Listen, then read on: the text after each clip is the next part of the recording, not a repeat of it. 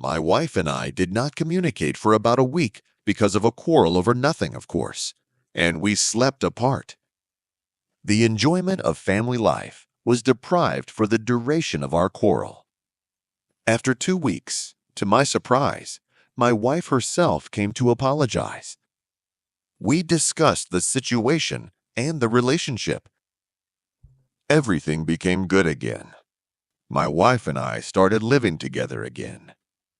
Unfortunately, a week later, my wife went camping for a week with her best friends and left me alone in the apartment. Everything was normal, the usual routine. I cooked, took out the trash, took walks, watched TV, etc.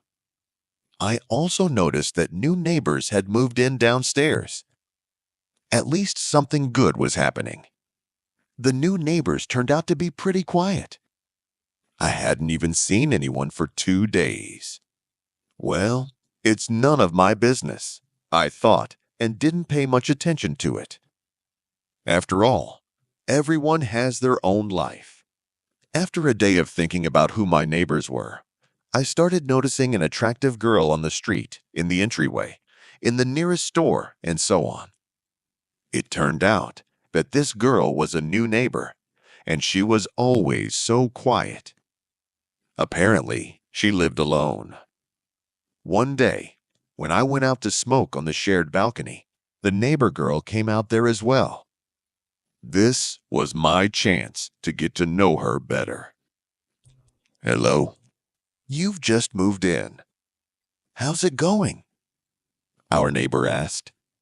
"Fine in principle, but my grandmother on my floor won't even let me smoke on the shared balcony." "Well, Mrs. Johnson is like that. Let's get acquainted. My name is Jake. I live upstairs." "I'm Emily," she said with a slight smile. "That's a beautiful name." "Nice to meet you." "Likewise, Jake." "Well, I'm going to go now. I'll see you later." I watched Emily finish her cigarette and thought to myself, what a sweet, beautiful, and kind girl she was.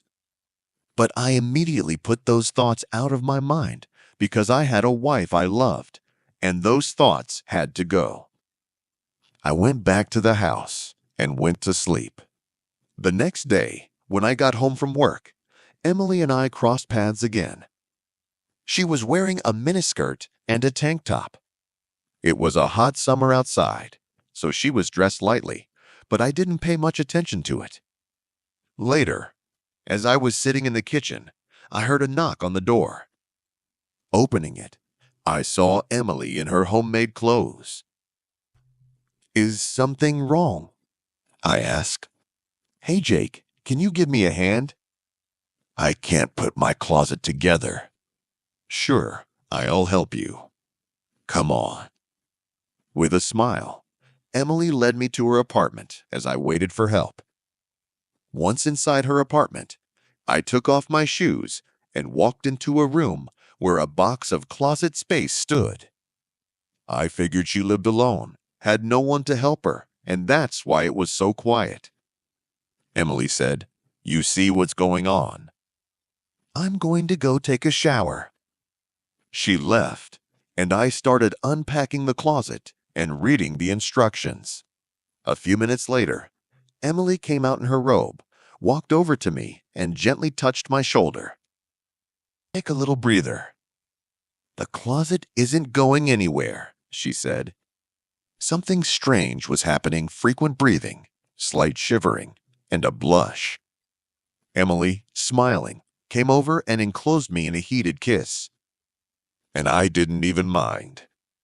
Now, Emily seemed the most beautiful and just a goddess. There was nothing but her in my thoughts. When we reached the kitchen, I put her on the table, and at that moment, nothing else mattered. Did you like this story? Please give it a like and subscribe for more stories.